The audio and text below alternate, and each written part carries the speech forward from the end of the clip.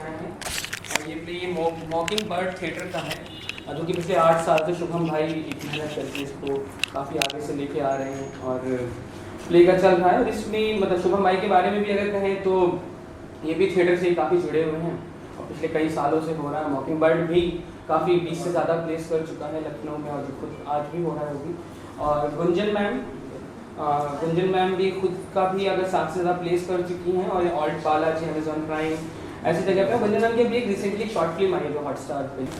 तो जो लोग जितने भी युवा साथी हमारे हैं वो अगर बैठ सकते हैं नीचे तो बैठ जाएं। तो हम चाहते हैं, मतलब माफ़ी चाहते हैं कि हमारे पास जगह की कमी है, क्योंकि ये अड्डेबाजी का जगह है। हम लोग भी जब आते हैं तो इसी तरीके से बैठते हैं। बाकी इसका शो हम लोगों ने एक और प्लान था, बीच में ये आ गया तो हम लोगों ने इसको यहाँ पे कर लिया है। बाकी ऑडिटोरियम में इसका एक हम लोग को भी शो करना है, प्लान में है। तो माफ़ी चाहते हैं अगर आपको कोई दिक्कत हो रही हो। तो अभी हम ये नाटक शुरू करेंगे, उससे पहले एक अनाउंसमेंट है कि आपने फ़ोन्स अगर जिसके पास भी हैं साइलेंट कर लें, स्विच ऑफ ना करें, साइलेंट कर लें। और बहुत ज़रूरी बात हो तो बाहर जाके कर लें, यहाँ पे फ़ोन मत उठाइएगा जब प्ले चल रहा है, क्योंकि बहुत क्लोज है। तो क्योंकि लाइव भी चल रहा है जूम पे हमारा, तो वो भी दिक्कत करेगा। तो जूम पे भी कुछ लोग उससे जुड़े हुए हैं बाहर से, तो इसलिए बस इतनी सी दरख्वास्त है। बाकी हम प्ले शुरू करते हैं। एक कुड़ी जिदा नाम मोहब्बत है, गुम है, गुम है, गुम है। एक कुड़ी जिदा नाम मोहब्बत है, गुम है, गुम है, गुम है। सूरत उसदी परिया वर्गी, सीरत दी वो मरियम लगदी, हसदी है तो फुल है झर दे, तुरदी है ता गजल है लगदी। एक कुड़ी जिदा नाम मोहब्बत है, गुम है, गुम है, गुम है। एक कुड़ी जिदा नाम मोहब्बत है, गुम है, गुम है, गुम है।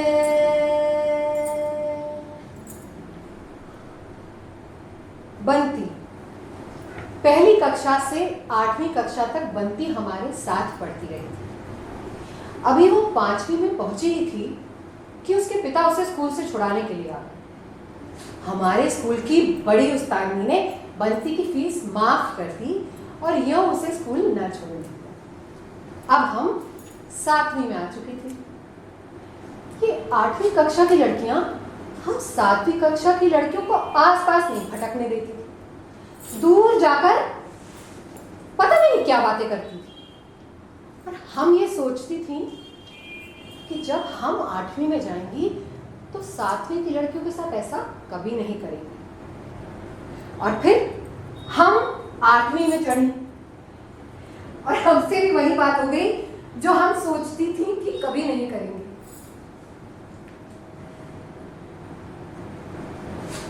ये 13वां 14वां वर्ष पता नहीं कैसा होता है। ये शायद एक दहलीज की तरह होता है, बचपन और जवानी के बीच। इस वर्ष लड़कियों का एक पांव दहलीज के इधर और दूसरा पांव दहलीज के उधर होता है। इन गर्मियों की छुट्टियों में बंती को एक लड़का, एक पड़ोसी लड़का सवाल समझाता रहा था। हर रोज छुट्टी में बंती हमें छिप छिप कर उसकी बातें सुनाती थी और जिस रोज बंती उसकी कोई बात ना सुनाती, हमें लगता था मान लो छुट्टी हुई ही नहीं। धत! मेरी तो हंस बोल लेने की प्रीत है, और मुझे क्या लेना है उससे, और उसने क्या लेना है मुझसे। कभी कभी बंती ऐसी बातें करके हम सबको टालने लग गई थी। बंती लाख टालती, लेकिन उसके चेहरे से हमें प्रतीत होने लगा था कि हंस बोल लेने की प्रीत उसके कंठ से होकर उसके दिल में उतरने लग गई। एक दिन उस पगली ने गणित की कॉपी पर कोई 20 जगह राजू का नाम लिख दिया। राजू, राजू, राजू, तेरा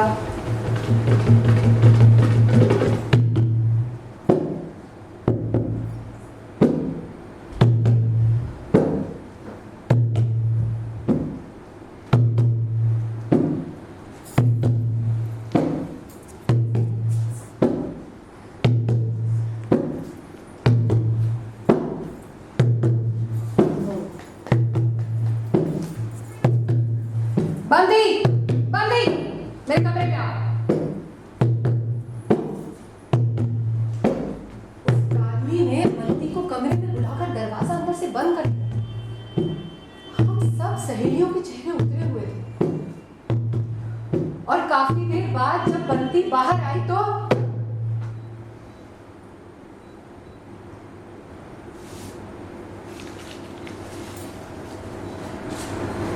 रो रो कर उसकी आंखें लाल हो चुकी थी। कॉपी पर जहां जहां राजू का नाम था, उस ताबिनी ने उसे रबड़ से मिटा डाला था।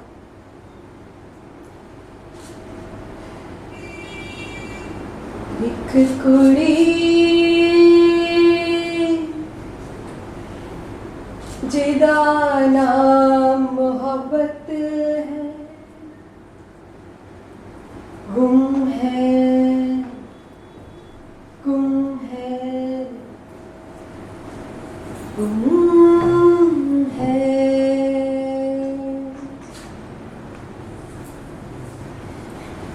आठवीं कक्षा की नाव जब वार्षिक परीक्षा के किनारे आ लगी, तो हम सब सहेलियां भी एक दूसरे से यात्रियों की तरह अलग हो गए। सबने अलग अलग स्कूलों में दाखिले ले लिए, और बंती सिलाई के स्कूल में चली गई।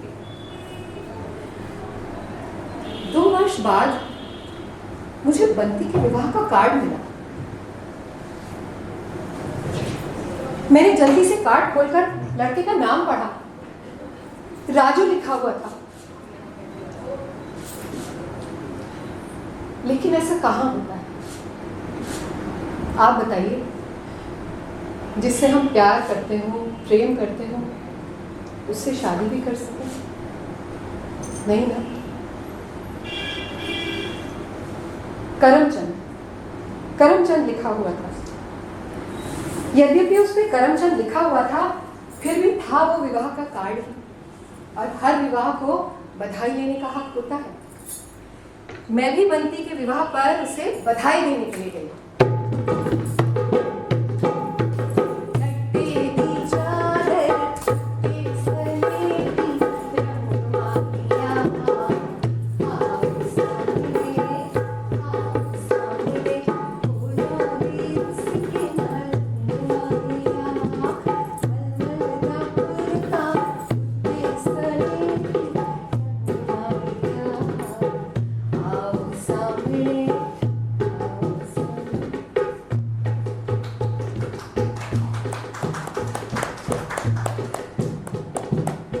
बंती के हाथों में मेहंदी,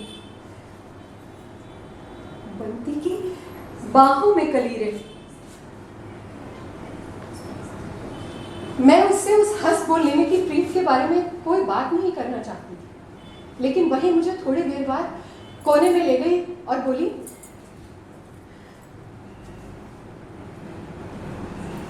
मेरी एक चीज संभाल कर रख लूं? क्या?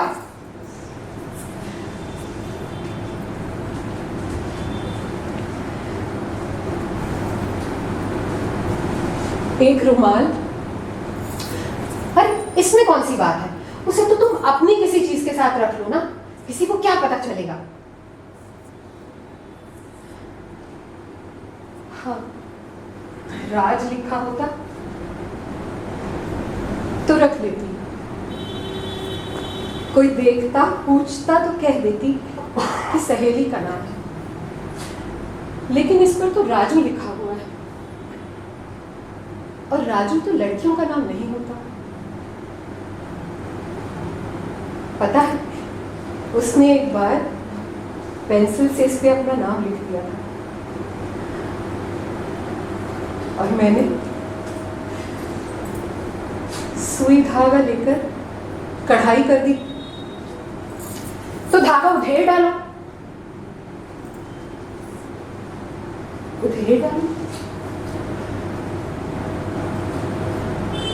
ये ख्याल तो मुझे आया ही नहीं।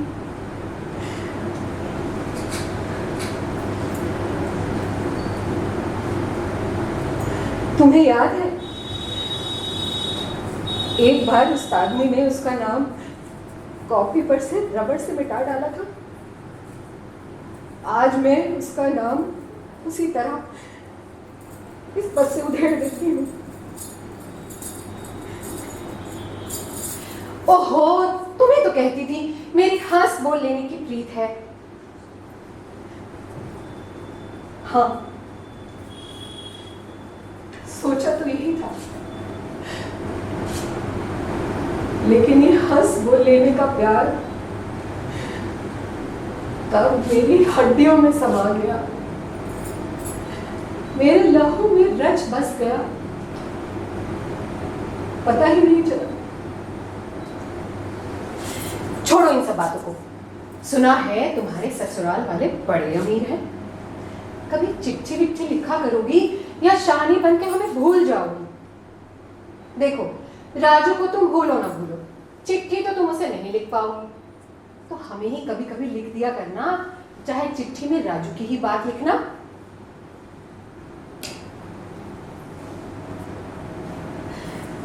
भूलना ना भूलना अपने बस में होता है क्या?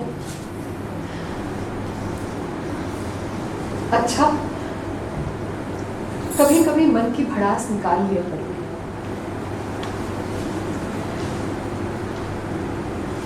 पर हाँ, तुम कभी उसकी बात ना करना। पता नहीं वे लोग कैसे हैं, शायद मेरी चिट्ठी पढ़कर ही मुझे दिया करेंगे।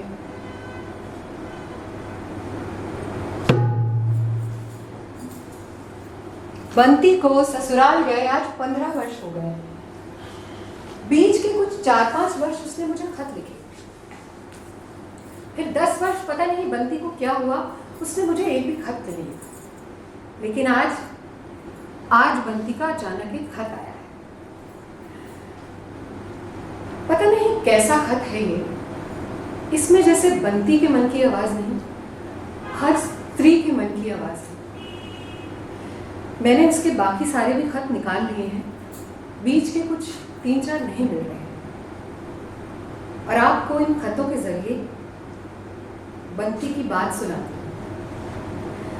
दोस्तों, आप सब सोच रहे होंगे कि इस व्हाट्सएप, इंस्टा और फेसबुक के दौर में मैं क्यों इन सब पत्रों की और खतों की बात कर रही हूँ।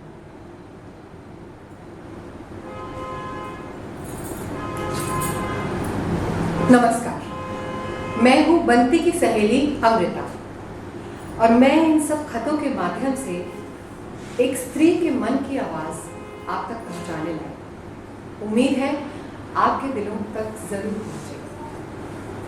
जरा ध्यान से सुनिएगा, एक स्त्री के मन की आवाज। बंटी लिखती हैं,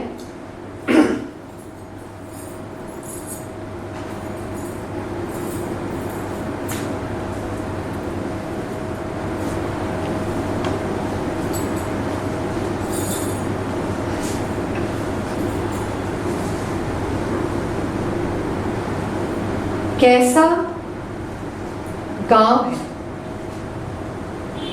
जो आज का काम वही कल का काम। ये पता ही नहीं लगता कि आज कौन सा दिन है। Postman, postman. सिर्फ जब डाकिया आता है तब पता चलता है कि आज मंगलवार है या शनिवार। यहाँ हफ्ते में 2 बार डाकिया आता है। जैसे शहर में तेल तांबा मांगने वाले आते हैं, कभी कभी जब डाकिया आता है तो मुझे लगता है मानो कह रहा हो, मंगलवार टले भार, तेल तांबे का दान। शनिवार टले भार, तेल तांबे का दान।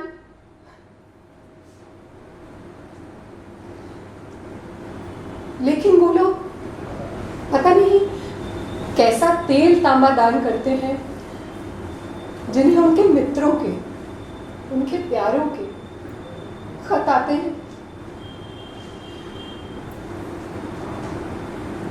मैं किसके खत के लिए डाकिए का रास्ता देखूं?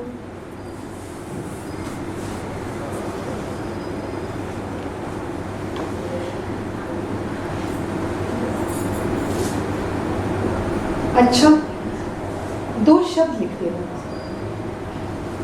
चाहे ये लिखना कि तुम्हें मेरा खत मिल गया है। मैं बस इतनी सी बात के लिए डाकिए का रास्ता देखूंगी।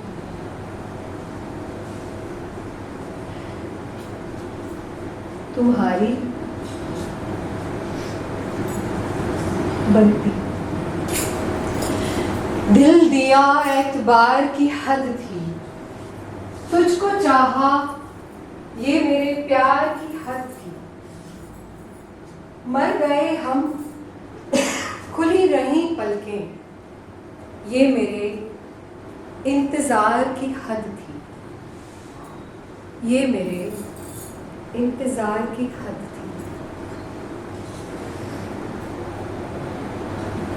तुमने बारात में मेरा ससुर देखा था, फिजाब रंगी दाढ़ी वाला, और मेरी सास को देखो तो सच मानो हैरान रह जाओ।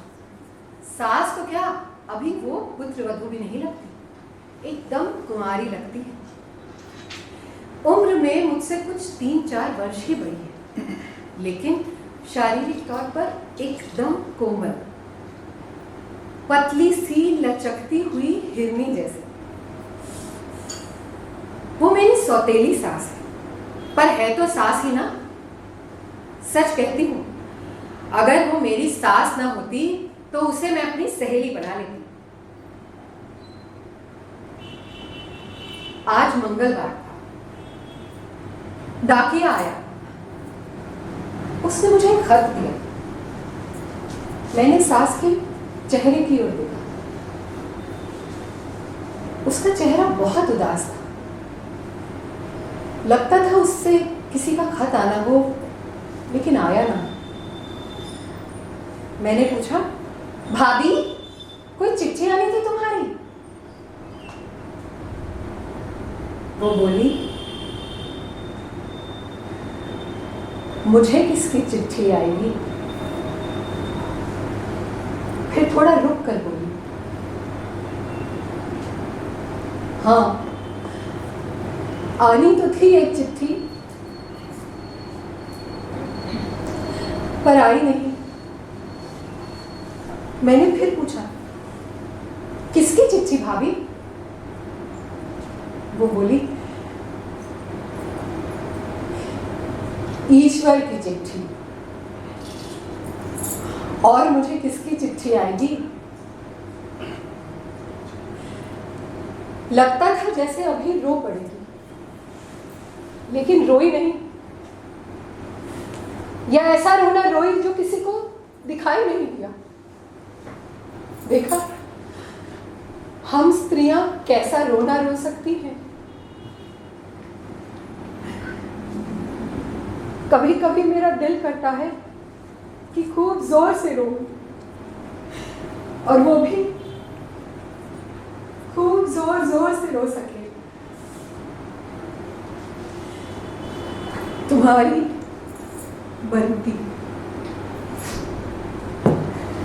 दिल ही तो है ना संग खेज, दर्द से भरना आए क्यों,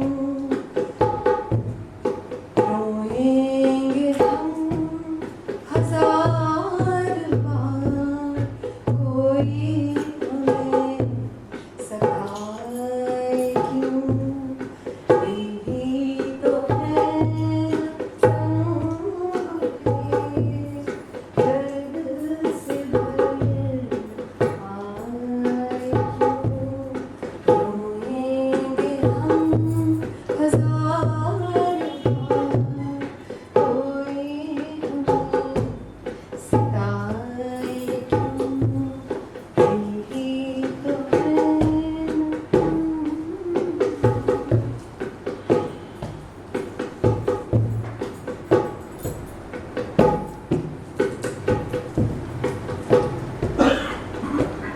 सच मानो अमृता, जब से इस घर में आई हूं, ये घर मुझे कभी अपना नहीं लगा।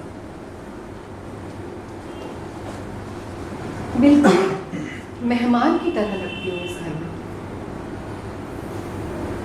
लेकिन अब इस घर ने मुझे बांध लिया है। एक नन्हा सा राजू आ गया है मुझे बांधने वाला।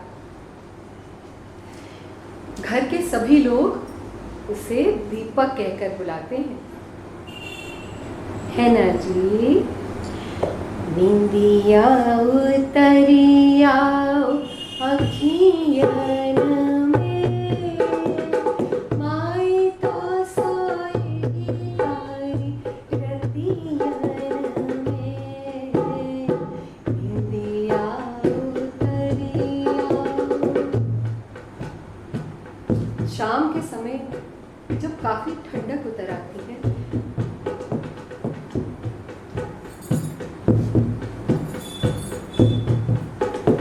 तो मैं ये लाल रेशमी रुमाल उसके सर पर बांध देती हूँ।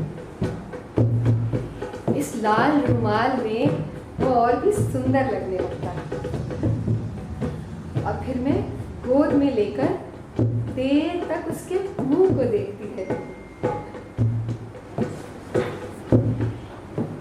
तुम्हारी बनती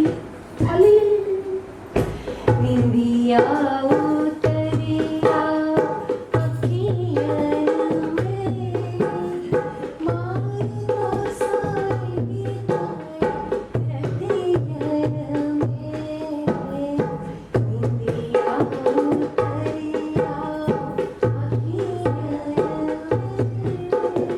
माई तो सोई रतियन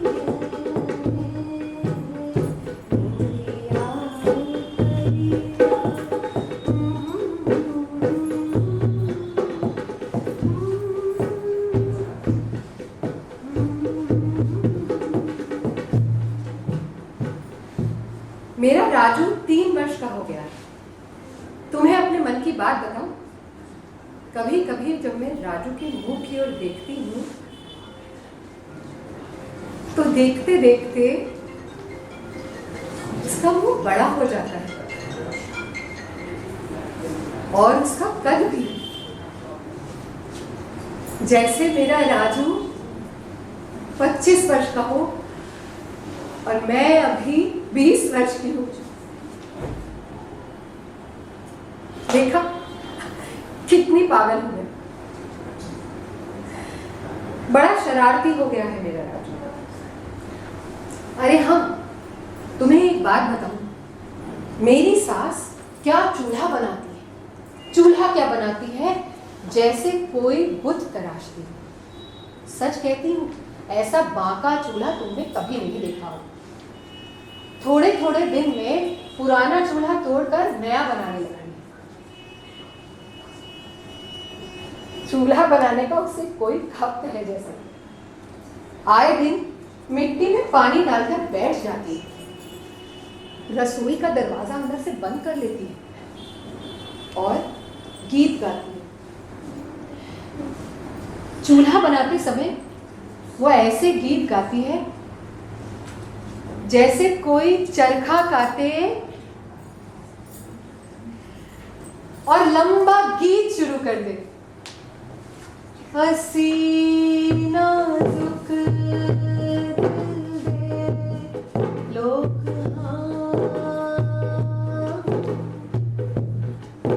साडा दिल ना यार दुखाया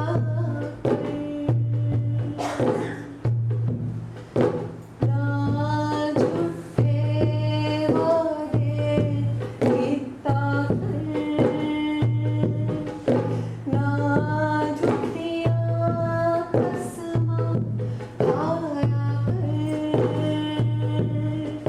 तैनू किन्नी वारी अखियां मैनू वल वल ना आजमाया कर तेरी याद दे विच मैं मर जावां मैनू किन्ना याद ना आया कर हसी नाजुक दिल दे लोग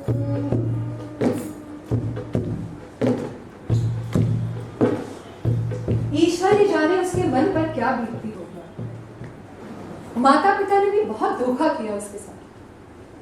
हीरे सी लड़की को तराजू में तोड़कर चंद सिक्कों के एवज कंकड़ के पल्ले बांध दिया।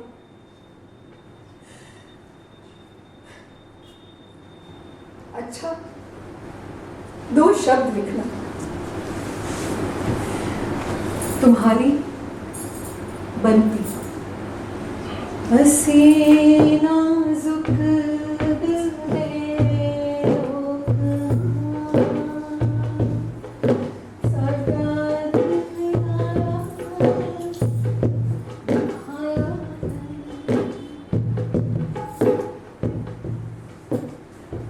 तुमने गीतों के बारे में पूछा था ना अमृता, जो मेरी सास गाती है।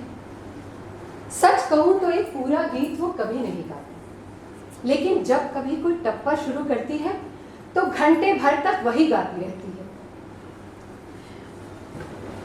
आज भी पुराना चूल्हा तोड़कर उसने नया बनाना शुरू किया है। रसोई का दरवाजा अंदर से बंद है और उसके गाने की आवाज आ रही है। आरे चंदा हाथ से गले, आरे चंदा हाथ से गले, बिरहा की आग हमने आंगन में जलाई है, बिरहा की आग हमने आंगन में जलाई है।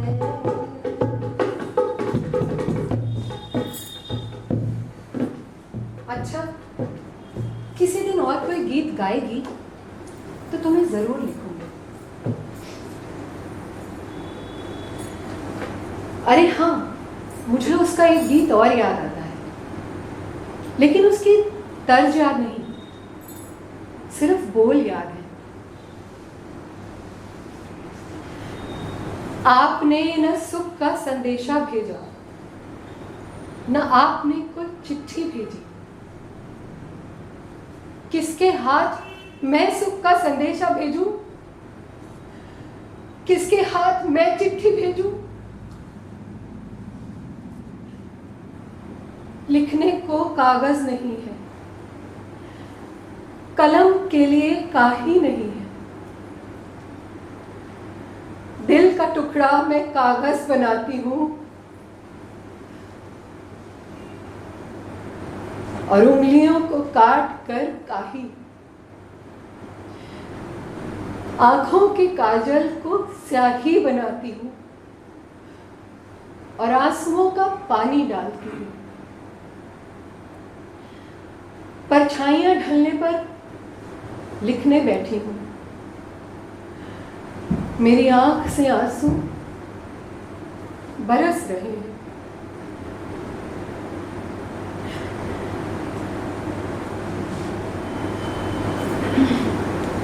रसोई का दरवाजा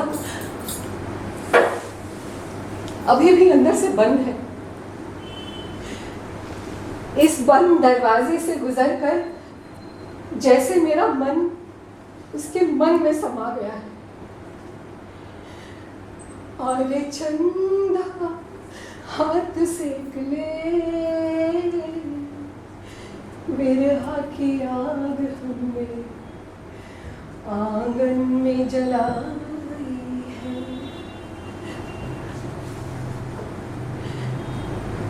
इन गीतों में भला ऐसा कौन सा गीत है जो उसके मन का नहीं और मेरे मन का नहीं?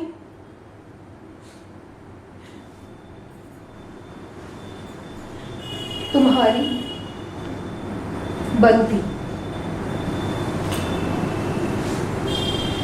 बिरहा की आग हमने आंगन में जलाई है।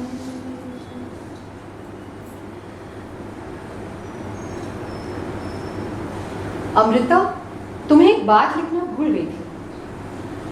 आजकल मेरी सास को रोज थोड़ा थोड़ा बुखार आ जाता है। लाख मिन्नतें करो लेकिन एक पल के लिए भी आराम नहीं करती। भाभी, ओ भाभी, इस तरह तो सच में तुम्हें एक दिन डाकिया ईश्वर की चिट्ठी ले आएगा। तुम खुद ही अपने जान की दुश्मन बनी बैठी हो।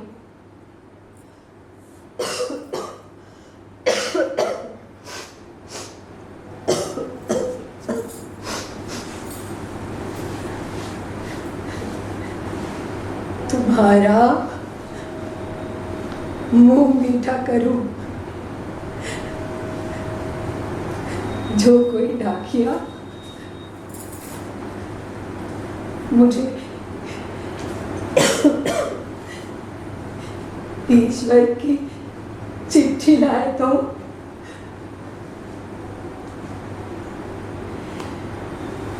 ये इतने वर्ष मैंने तुम्हें जानबूझकर कोई पत्र नहीं लिखा अमृता। वैसे मैंने तुम्हारे नए शहर का पता ढूंढ लिया था। इतने वर्ष मेरी सास रस्सी की तरह बल खाती रही। चारपाई पर लेटी हुई जैसे उसी में खो जाती थी। उसका रंग कपास जैसा सफेद हो गया था। लगभग 15 दिन की बात है, उसे खून की उल्टी आई थी।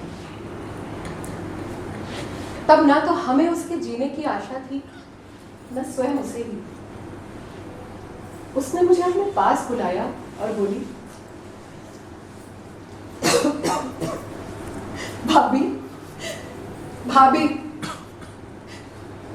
बताओ क्या कहती हूँ।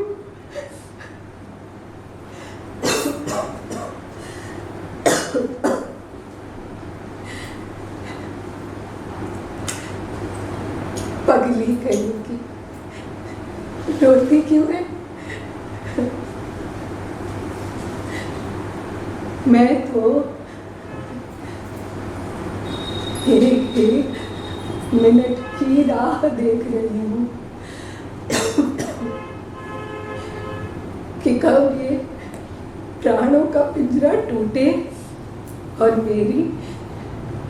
मेरी रूह आजाद हो जाए। तुम मेरा एक काम कर दो, मुझे मिट्टी गूंथ दो। पागल हो गई हो क्या भाभी? तुम्हारी सांसें उखड़ रही हैं।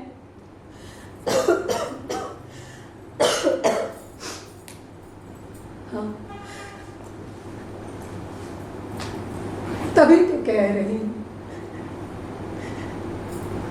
बस एक बार, बस एक आखिरी बार।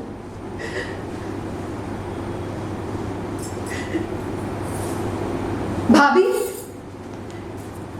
ना तुम्हें अपनी जान की परवाह, ना तुम्हें पैसे से प्यार। दुनिया के सारे मोह तुमने तोड़ डाले हैं। फिर इस चूल्हे से इतना मोह क्यों? बोलो भाभी, मैं तुम्हारी पुत्र वधू हूं, निसंकोच कह डालो, और तुम्हारी सहेली भी तो हूं, और बेटी भी।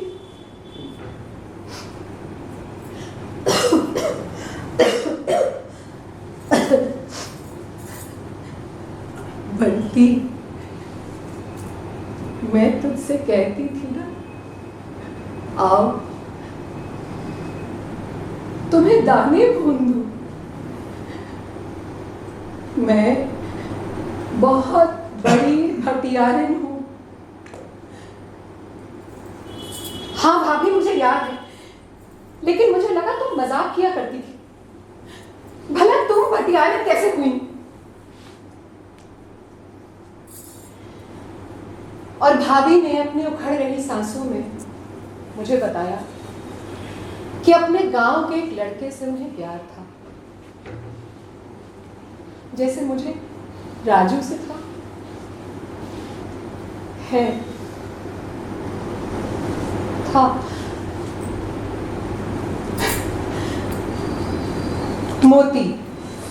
मोती नाम था उसका, लेकिन माता पिता को नकली मोती ही पसंद आया। बेटी को कौड़ियों के मोल बेच दिया। शादी के कुछ ही महीने बाद उदास मोती ने भटियारा बनके उसके ससुराल के गांव में भट्टी लगानी शुरू कर दी। एक दिन मेरी सास, रूपो नाम था उसका, एक दिन मेरी सास जब दाना भुनाने के लिए गई तो मोती को भटियारा बना देखकर जैसे उसकी भट्टी में खुद ही भुनने लग गई। मोती ने जो कदम उठाया था उससे भला उसका क्या बनता संवरता, या रूपों का क्या संवर जाता। एक दिन रूपो उसके पैरों में गिरकर खूब रोई।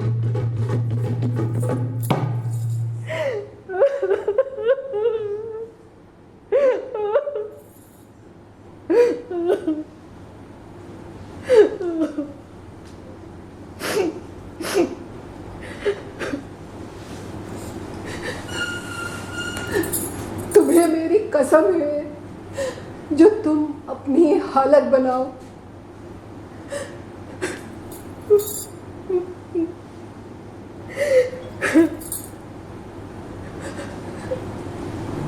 भुने हुए बीज अब उगेंगे नहीं।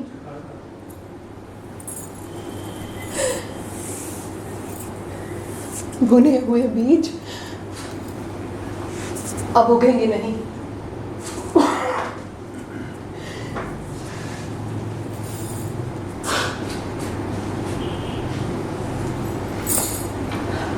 और उस दिन रूपो ने उसकी भट्टी तोड़ डाली।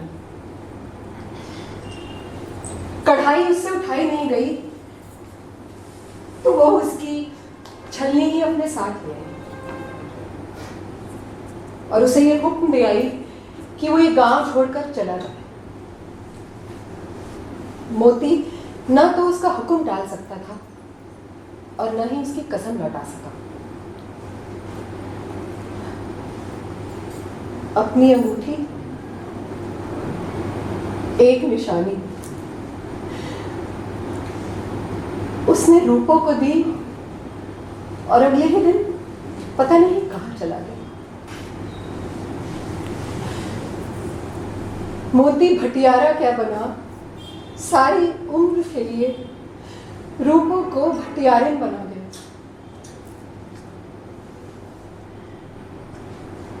उसने उसकी छल्ली और अंगूठी अपने पास रखी। अंगूठी पर मोती का नाम लिखा था, कहां छिपाती। उसने चूल्हा तोड़कर दोनों निशानियां मिट्टी में दबा दी और ऊपर से नया चूल्हा बना दिया।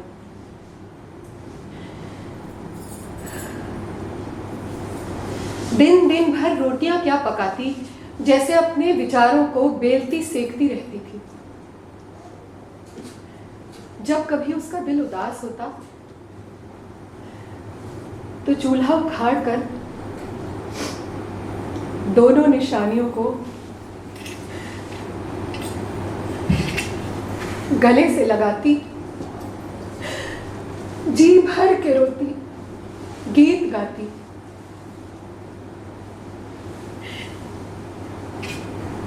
और फिर उसी तरह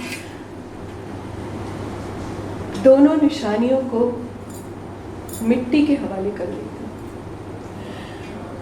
और ऊपर से नया चूल्हा बनाकर उसकी रखवाली करने बैठ जाती।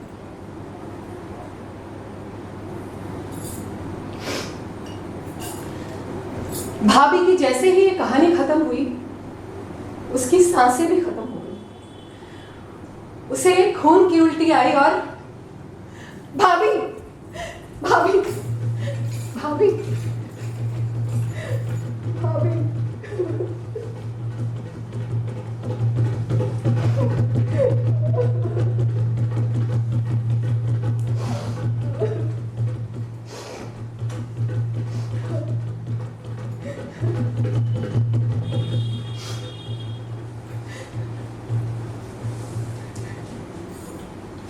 प्राणों का पिंजरा टूट गया,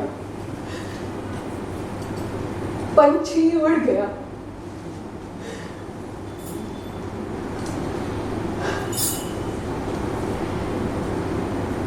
जितने भी दिन भाभी इस प्राणों के पिंजरे में कैद रही, मोती की अंगूठी को कभी अपनी उंगली में नहीं पहन पाई। लेकिन उसकी रूह के आजाद होते ही मैंने चूल्हा उखाड़ा और वो अंगूठी निकाल कर उसकी उंगली में डाल दी।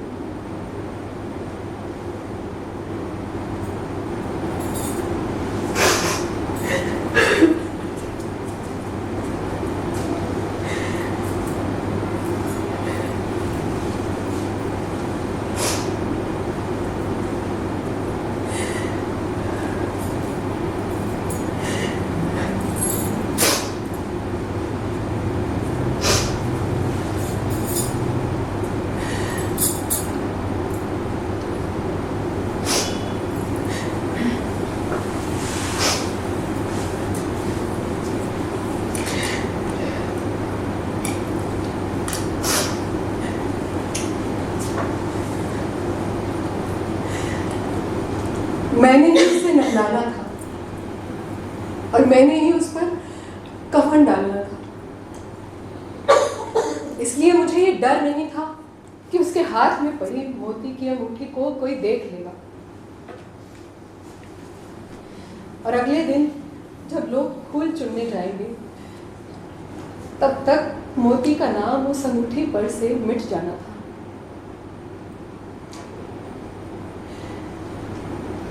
छलनी मैंने अभी वहीं चूल्हे के नीचे रहने दी। अगले महीने मेरी माँ हरिद्वार जा रही है और मैंने माँ को मना लिया है कि मैं भी उसके साथ जाऊंगी और वहीं पर भाभी के फूलों को इस छलनी में डालकर लहरों में बहा दूंगी।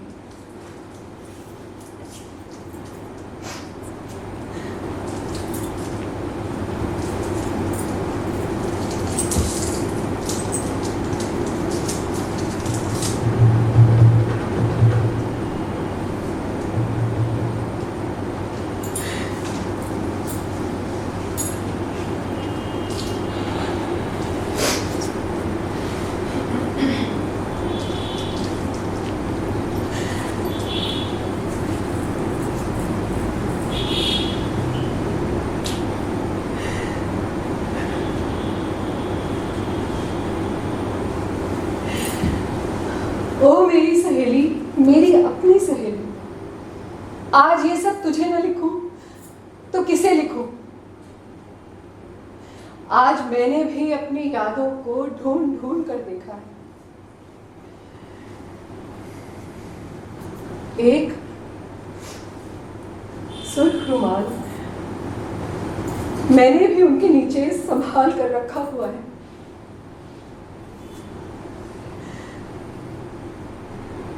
चाहे कोई बंती हो, चाहे कोई रूप हो या चाहे कोई और, किस्मत किसने अपनी मन की तहों में कोई छलनी, रुमाल या अंगूठी नहीं दबाई हुई होगी?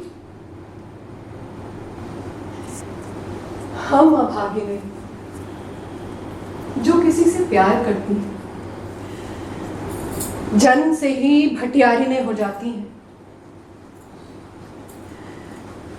दिल की भट्टी पर अपनी सांसों को दानों की तरह भूनती हैं और यादों की छलनी में से वर्षों रेत छानती हैं।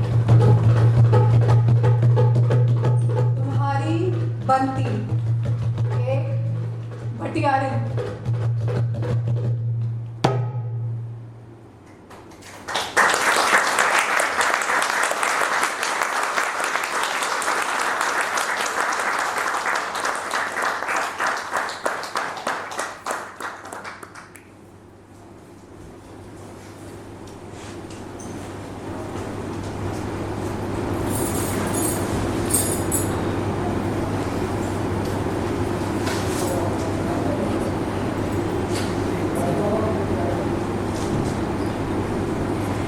मैं तेनू फिर मिलांगी, कित्थे किस तरह पता नहीं, पर मैं तेनू फिर मिलांगी। शायद तेरे तख्याल दी चिंगारी बन के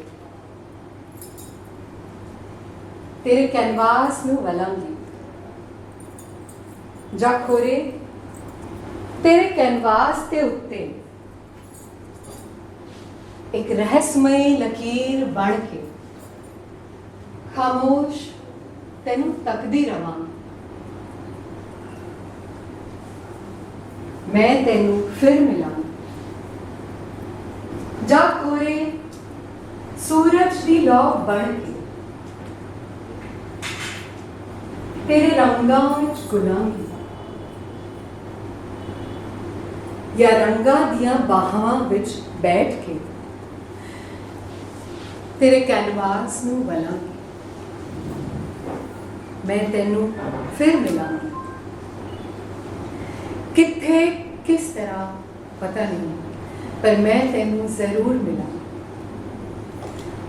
जा खोरे एक चश्मा बनी होवांगी ते जिवें झरनियां दा पानी उड़दा, मैं पानी दियां बूंदां तेरे पिंडे ते मलांगी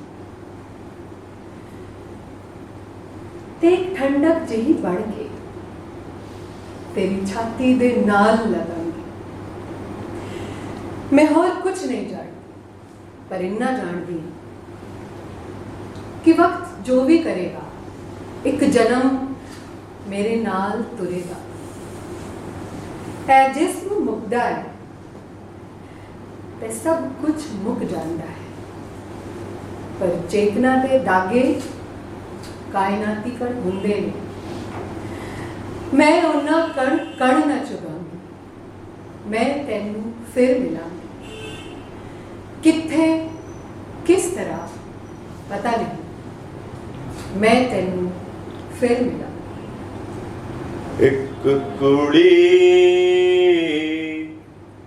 जिदा नाम मोहब्बत है, गुम है गुम है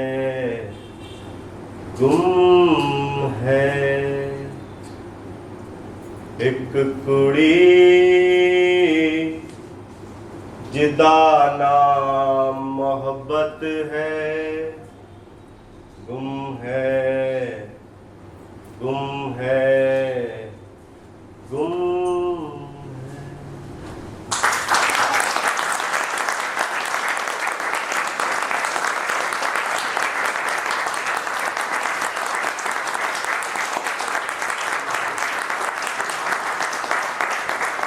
माफी चाहते, कुछ लोग देर से भी आए थे तो उसके लिए हम माफी नहीं मांगेंगे कि आप 7 बजे आ जाते तो कोई दिक्कत नहीं होती, कोशिश करते हैं। तो जो लोग आ गए थे और समय से थे उनको दिक्कत हुई, उसके लिए हम माफी चाहते हैं।